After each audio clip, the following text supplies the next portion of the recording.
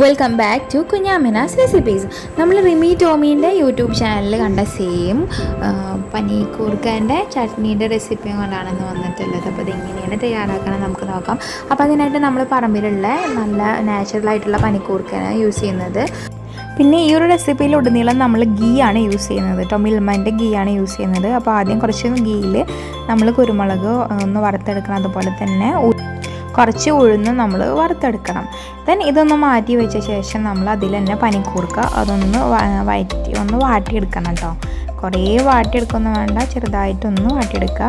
Then നമ്മൾ ഒരു മിക്സറിൽ ഈ ഒരു ചെറിയ ഉള്ളി, ദെൻ ഈ വാട്ടി വെച്ചിട്ടുള്ള പനിക്കൂർക്ക, കുരുമുളക്, പിന്നെ ഉഴുന്ന് പരിപ്പ്, ദെൻ കുറച്ച് തേങ്ങ, പിന്നെ അല്പം ഉപ്പ്, അല്പം ആവശ്യത്തിന് വെള്ളം ഒഴിച്ചിട്ട് ഒന്ന് അരച്ചെടുക്കുക. ഇവിടെ പനിക്കൂർക്കൻ്റെ അളവ് കുറവായ കാരണമാണ് നമ്മൾ ഗ്രീൻനെസ് ഒന്ന് കുറഞ്ഞിട്ടുള്ളത്. വേണമെങ്കിൽ നിങ്ങൾക്ക് നമ്മൾ മല്ലിയിലൊക്കെ ചേർത്ത് കൊടുക്കാം കേട്ടോ, പുതിനയിലൊക്കെ.